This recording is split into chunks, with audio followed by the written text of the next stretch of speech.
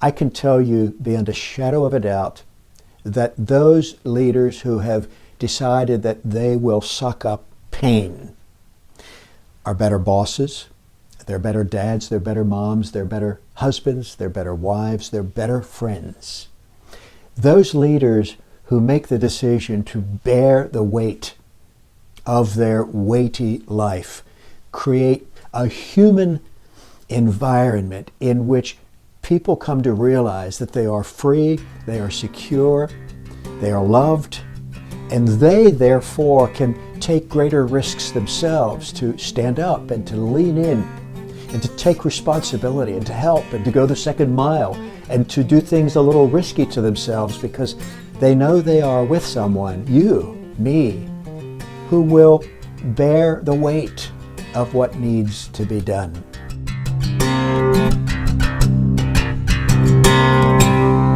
Hi, I'm John Stallworth, and I'm on a mission to encourage and equip leaders around the world who are committed to become as effective and as impactful as they possibly can at making the world better through their leadership.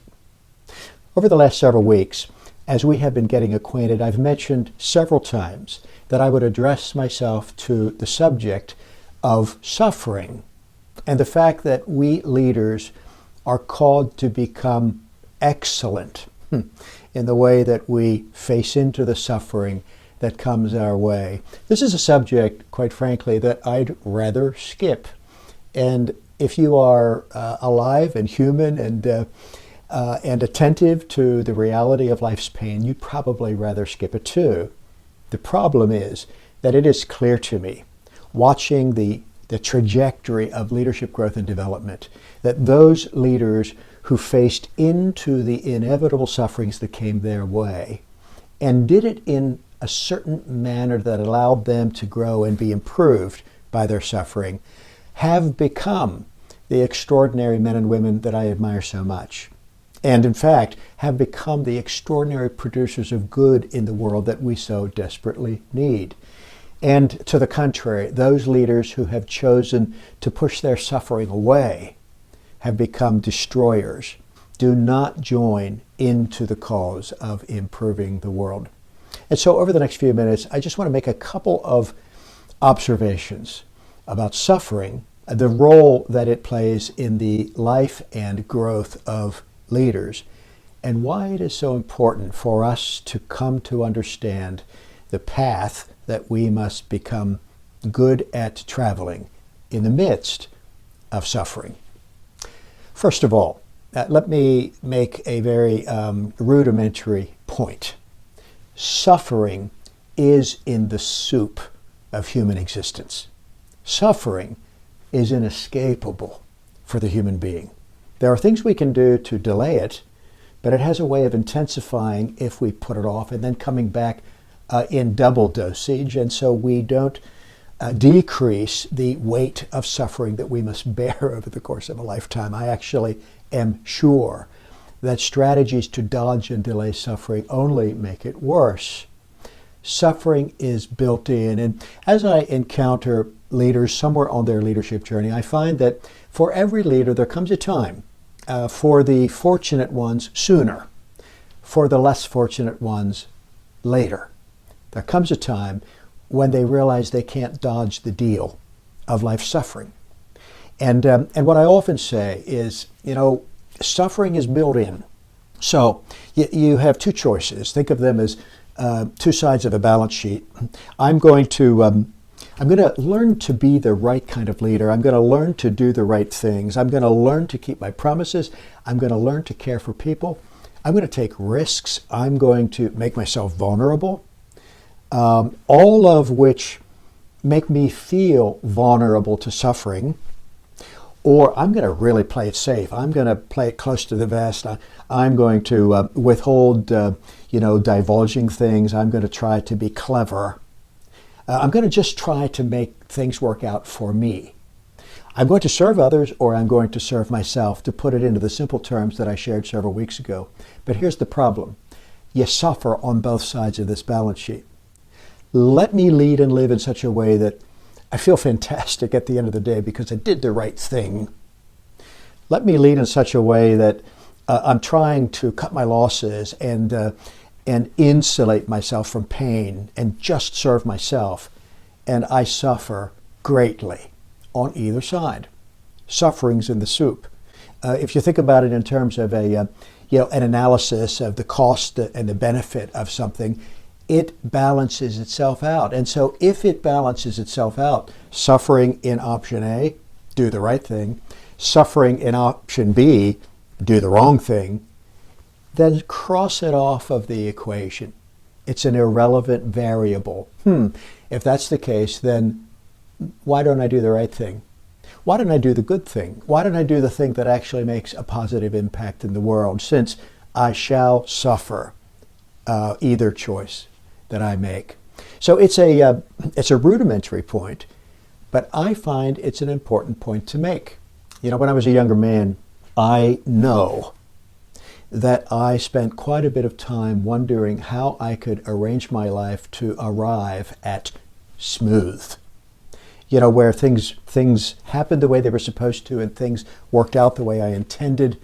I thought when I was a young man that I could figure things out to a point where things would get good, and then I could glide, and I wouldn't face plant, I wouldn't run into walls, I wouldn't embarrass myself, I wouldn't get betrayed, I wouldn't have to go through great losses and sorrow and grief. And at a certain point, for me, I was young. At a certain point, every leader, no, I must amend. At a certain point, the fortunate leaders come to the realization that suffering is built into life. The fortunate ones come to that realization. The unfortunate ones continue to chase a life free of suffering for the rest of time.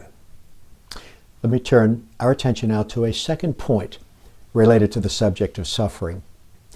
When we learn to absorb the pain in the venture that we are pursuing, in the life we are living, whether we are a father, absorbing the pain that comes with being dad, a mother, absorbing the pain that comes with being a mom, a sister, a brother, a spouse, a neighbor in a neighborhood that has its occasional difficulties, or if we are absorbing the pain having to do with a leadership assignment we've been given, or an enterprise that we founded and now the P&L is on our back and we have payroll to worry about and cash to worry about week after week, month after month, or customers to deal with who are not satisfied with what we did for them.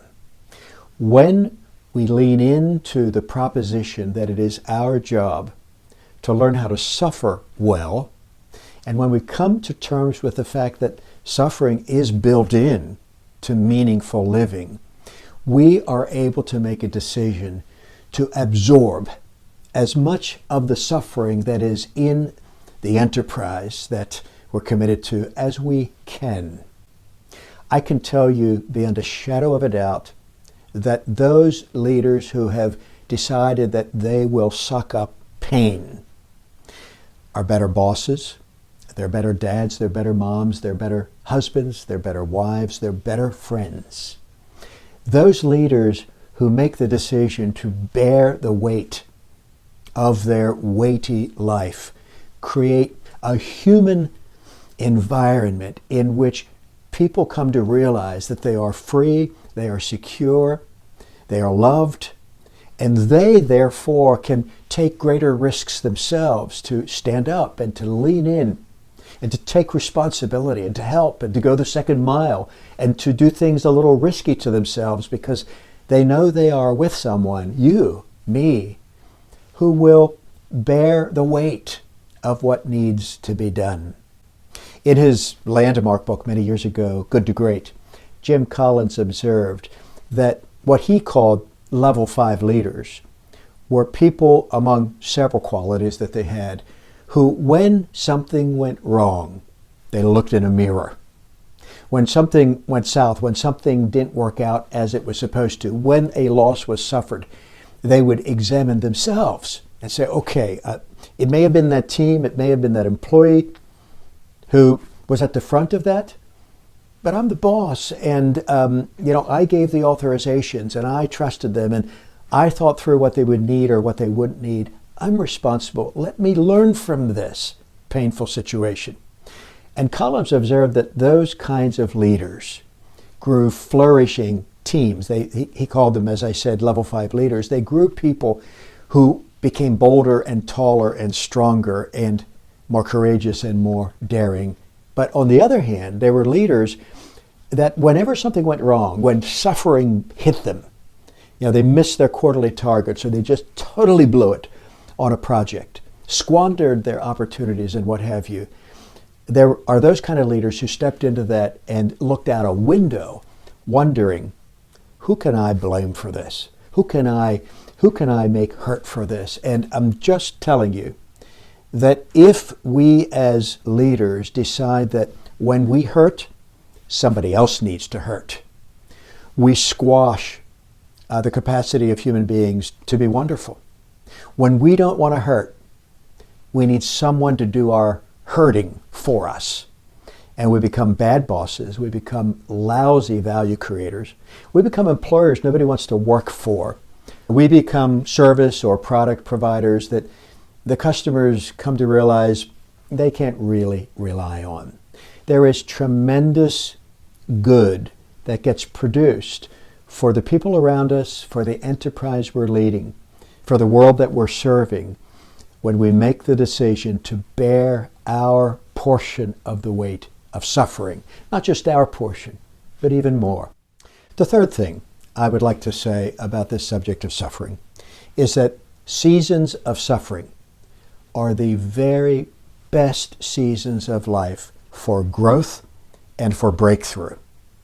In times of difficulty, when we face plant, when we have a setback, when we run straight into a wall, when things don't go as we planned, when we are betrayed, when we are spoken ill of and slandered, when we disappoint ourselves, those seasons of suffering hold within them an immense opportunity for growth and development. I really do believe that in suffering is delivered to us, and this is a mystery to me, almost an outside-in contribution of advancement in life.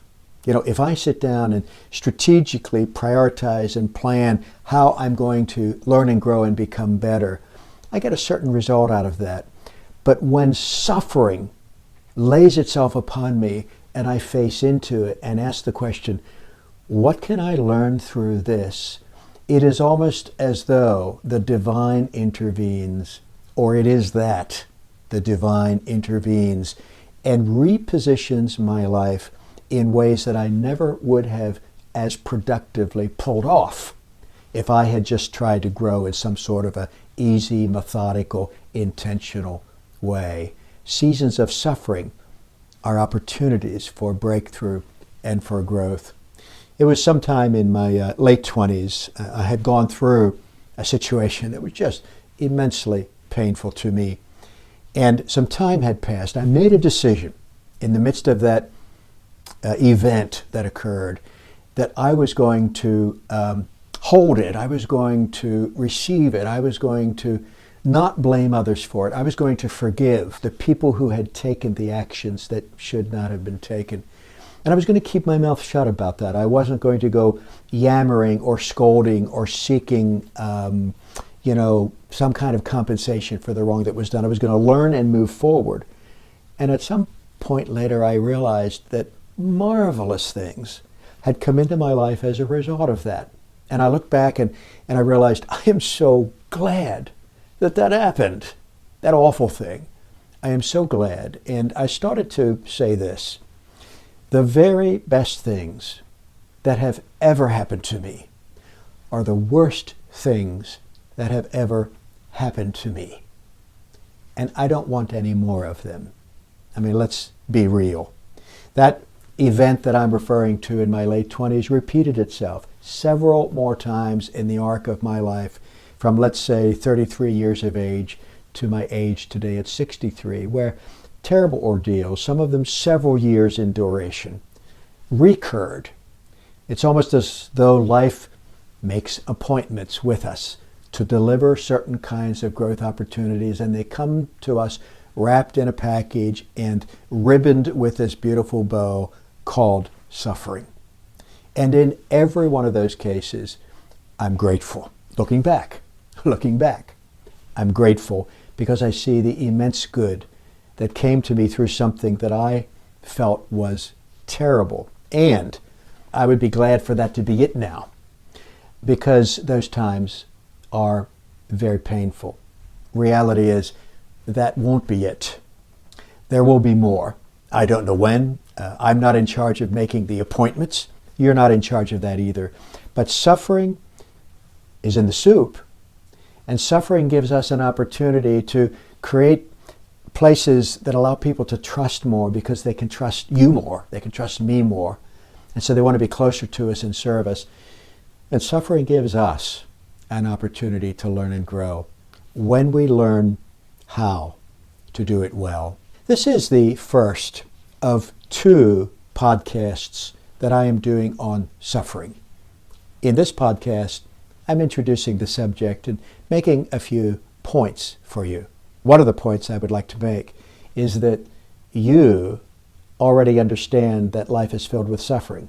You have been through the blues. You have been at the bottom. You have lost much, if not everything. You have watched friends turn against you. You have had seasons when you did your best and it didn't work. You've made terrible mistakes and just embarrassed yourself or embarrassed others or hurt people that you love. The list is long. You've gotten into traps of your own doing, and then little by little you've needed to deal with that. I know this is the case. And the first thing that I want for you through my reflections today is for you to know that not only are you not alone, but you are 100% fully in the company of every remarkable leader I have ever known. Everyone has gone through the path of deep suffering. Your suffering does not disqualify you. Far from it. The difficulties, the pains, the hardships, the betrayals, the setbacks, the mess-ups that are behind you, or maybe right in your midst, put you in the company of a beautiful community of leaders that I love so much and who are so valuable. And I want you to be encouraged by these few reflections to take a deep breath and lean in and learn more. In the second podcast on suffering that I will do next week, I'm going to move from this set of general comments to some guidelines for you. Given the fact that suffering is built into living and that suffering is maybe doubly built into leadership, and why shouldn't that be the case? Because living becomes doubly impactful or quadruply or exponentially more meaningful through leadership. Given that fact, what can I learn to do better when I am suffering so that I can maximize the growth and the learning that comes out of it? That's what I'm going to address. Some simple ways of thinking and acting in the middle of times of suffering that help the next season that you go through, or maybe the one you're in right now, to be powerfully redemptive. But before I conclude my reflections on suffering for today, my general observations, I'd like to make one more, a fourth observation. I commented a few minutes ago that there's something mysterious and perhaps even divinely orchestrated about how suffering is allowed to come at us in ways that seem like it will destroy us, but hidden in that terrible gift called suffering are remarkable breakthroughs for us if we allow those seasons to properly do their work. And I want to make a final comment. I said a couple of weeks ago that serving is stitched into the entire universe. And I said serving's where it's at. And I commented that in our serving, we are participating with the core dynamic of eternity. And I even went so far as to say that it would be appropriate for us to think of the serving God himself. Telling you that story from the Gospel of Matthew, where Jesus said, I didn't come to be served either. I also came to serve. Well, I also think this: suffering is deeply participated in by God too. And I think it is appropriate for us to think about the suffering God, the one who suffers with us. And my point for you just now is simply this: when you decide to be a leader, to be a man, to be a woman who leans into those difficult times of life so that you can still bring your best to the world in the midst of suffering, which is another way of saying when you make the decision to embrace the suffering that is upon you so that it can do its best work in you, you are participating directly with the work of God. I am convinced that there is a deep transformational and redemptive and beautiful fruit that suffering well bears in the world. And you as a suffering leader, me as a suffering leader, are fellow workers, we're colleagues, we're buddies, we're friends with God Himself, who has made the decision, and may I just point out, this is very unlike the gods and how they behave. God has made the decision to bear suffering rather than to sit upon His throne and throw darts to make everybody else do the suffering by themselves. There is, in a decision we get to make about whether we will receive the cup of suffering that is ours to drink or push away the cup of suffering that is ours to drink, an opportunity to participate in things of eternal meaning.